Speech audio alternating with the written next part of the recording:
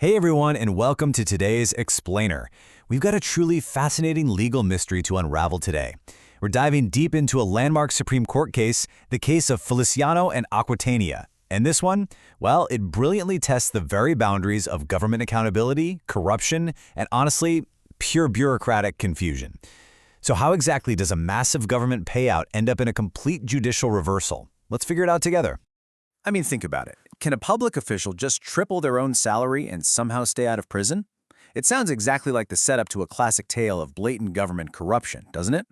On the surface, the optics of this case are absolutely terrible. You've got a government official getting this massive pay bump seemingly out of thin air, and of course the anti-graft watchdogs come knocking.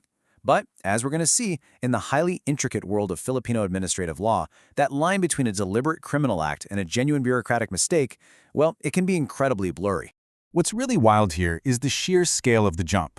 We're looking at the Leyte Metropolitan Water District, or the LMWD. Back in November 1998, the LMWD Board of Directors passed a resolution adjusting the monthly salary of their general manager, a man named Ranulfo Feliciano.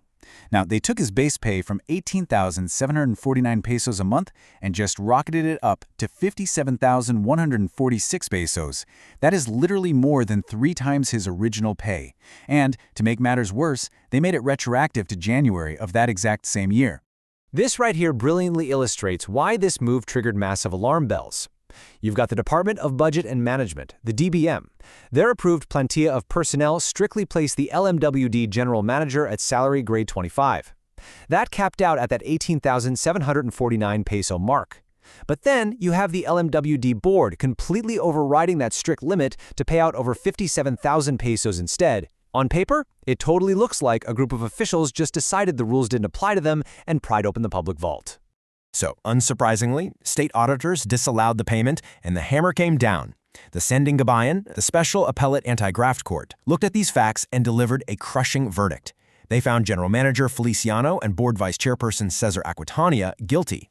Feliciano was slapped with a severe prison sentence of 10 to 18 years, perpetual disqualification from holding public office, and a hefty fine of 506,246 pesos and 26 centavos. And that amount? It was no coincidence. It was the exact amount of back pay he had collected from that salary spike. Section 1. Defining the crimes. Let's take a quick look at the Anti-Graft and Revised Penal Code rules. To really understand the court's handling of this, we need to look at the exact charges, because these men were facing decades behind bars. The first accusation under Section 3E of the anti-graft law was manifest partiality. Now, this isn't just about having a slight bias. The prosecution had to prove a clear, notorious, or plain inclination by the board to unfairly favor General Manager Feliciano. The state argued that by blatantly ignoring the DBM salary grade and tripling his pay, the board was illegally handing out unwarranted benefits to one of their own. But Section 3E also penalizes evident bad faith and gross inexcusable negligence. This is an absolutely crucial point. Violating this anti-graft law requires conscious wrongdoing. Evident bad faith connotes a palpably dishonest purpose. It means there's an element of actual fraud. It requires a breach of sworn duty through some sinister motive or ill will. It is so much more than just a bad judgment call. For the court to lock these men up, they had to prove the officials knew what they were doing was illegal, and they went ahead and did it anyway with malicious intent. And then, of course, there was the heavy charge of malversation of public funds directly against Feliciano himself. There's a strict 4-item checklist required under Article 217 of the Revised Penal Code to prove this. You have to be a public officer, you have to have custody of public funds, those funds must be accountable to you, and finally, you must have deliberately misappropriated or embezzled them. The prosecution's claim is that the moment Feliciano signed that voucher and collected his 500,000 pesos in back pay, he was actively embezzling government money. Section 2. The 1998 legal gray area involving PD 198 and water districts. To judge these officials fairly, we really have to step back and look at the bureaucratic reality of 1998. Let's walk through this timeline together because it triggers a massive aha moment. Back in 1973, Presidential Decree 198 was passed, which created local water districts. Fast forward to 1998, the LMWD board used this exact decree to hike the salary. But here's the kicker. It wasn't until 2013, 15 whole years later, in a Supreme Court case called Mendoza versus COA, that the courts finally clarified that water district salaries actually fall under the National Salary Standardization Law. So when the board acted in 1998, they simply did not have the definitive legal clarity that the Supreme Court ended up providing a decade and a half later. Let's look at the exact text of Section 23 of Presidential Decree 198. It explicitly says, "The board shall appoint a general manager and fix their compensation." Imagine you're a board member in 1998, reading your own founding charter. You see a direct, black and white mandate telling you that you have the absolute power to set the general manager's salary. You aren't acting maliciously, you are literally just following the text of the law exactly as it was written and understood at that time. Moving to Section 3, the Supreme Court ruling and resolving the dispute. This brings us right to the climax of our story.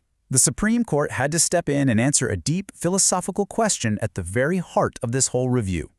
Does an honest legal mistake equal criminal malice? Think about it.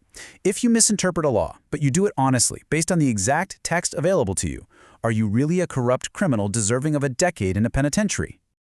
Well, the Supreme Court answered with a resounding no, leading to a complete reversal of the anti-graft convictions.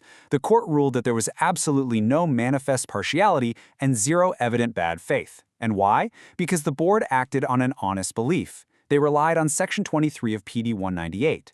Now sure, even though the 2013 Mendoza ruling later clarified that they were technically wrong, relying on a valid law at the time constitutes an honest mistake, not criminal graft. You simply cannot have evident bad faith when you are quite literally following a presidential decree. So what about Feliciano's malversation charge? Acquitted there as well.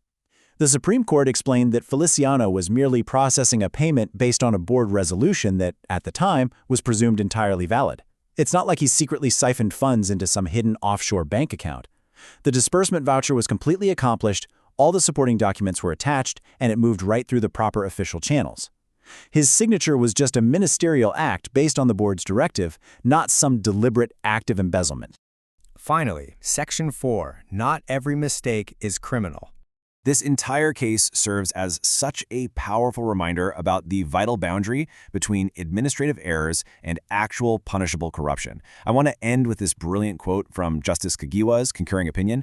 He wrote, "Not all violations of a law automatically translate into a violation of Section 3E. He rightly points out that if every single bureaucratic misstep or misinterpretation of an unclear law resulted in a prison sentence, our whole system would just collapse. There has to be a clear distinction between an administrative error and fraudulent, corrupt intent. So I'll leave you with this provocative thought. In our rush to demand absolute accountability from our public officials, how do we ensure our justice system punishes the actual thieves without completely destroying the lives of those who simply made an honest mistake while just trying to do their jobs?" Thanks so much for exploring this fascinating legal journey with me today, and I'll see you next time.